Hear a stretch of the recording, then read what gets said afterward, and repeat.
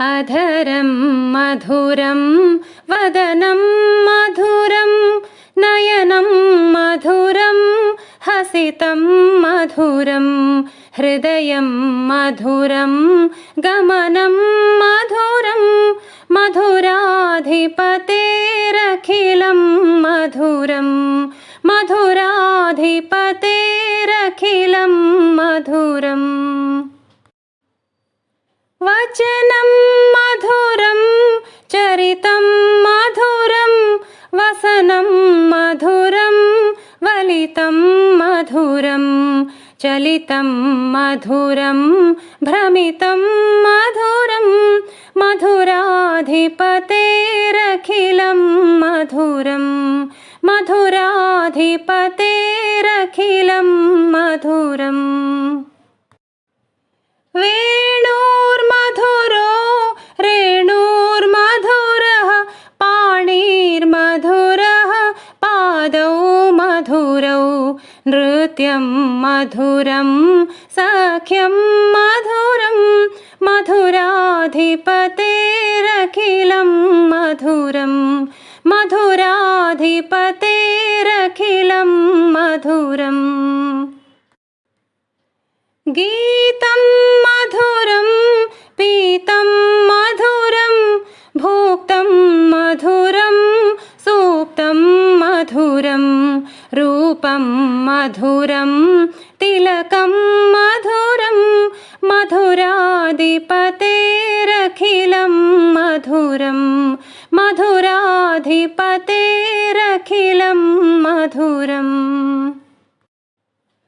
गोपी मधुरा लीला मधुरा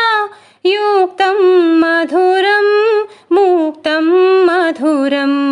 दृष्टं मधुरं शिष्टं मधुरं मधुराधिपतेरखिलं मधुरं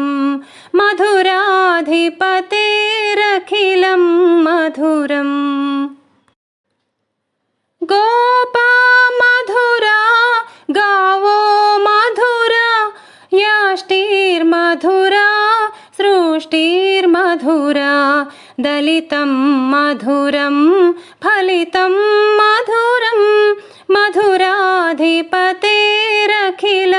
मधुरं मधुराधिपतेरखिलं मधुरम्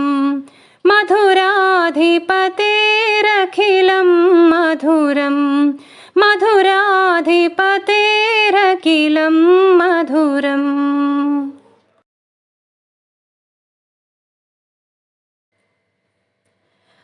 अच्युतं केशवं रामनारायणं कृष्णदामोदरं वासुदेवं हरिं श्रीधरं माधवं गोपिकावल्लभं जानकीनायकं रामचन्द्रं भजे अच्युतं केशवं सत्यभामाधवं माधवं श्रीधरं राधिकाराधितं इन्दिरामन्दिरं चेतसा सुन्दरं देवकीनन्दनं नन्दजं सन्दधे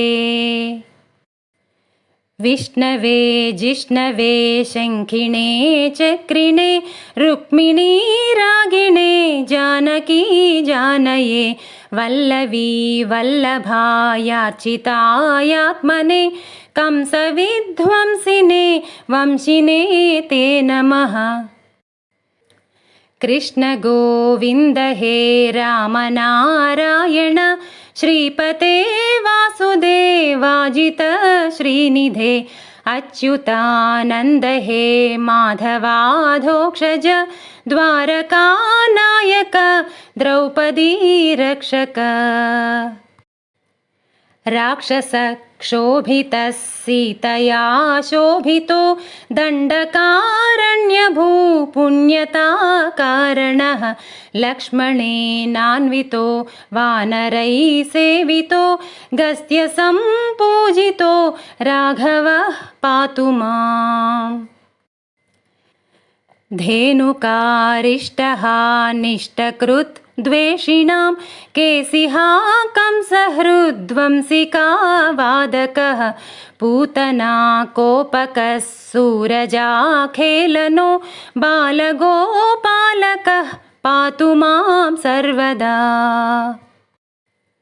विद्युदुद्योतवत् प्रस्फुरद्वाससं प्रावृडं बोधवत् प्रोल्लसद्विग्रहं वन्यया मालया शोभितोरस्थलं लोहिताङ्घ्रिद्वयं वारिजाक्षं भजे। कुञ्चितैः कुन्तलैः भ्राजमानाननं रत्नमौळिं लसत् कुण्डलं गण्डयोः हारकेयूरकं कङ्कणप्रोज्वलं किङ्किणीमञ्जुलं श्यामलं तं भजे।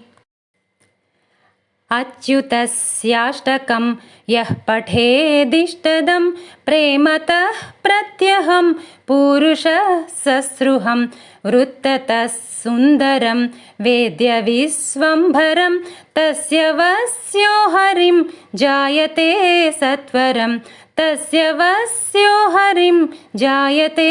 सत्वरम्।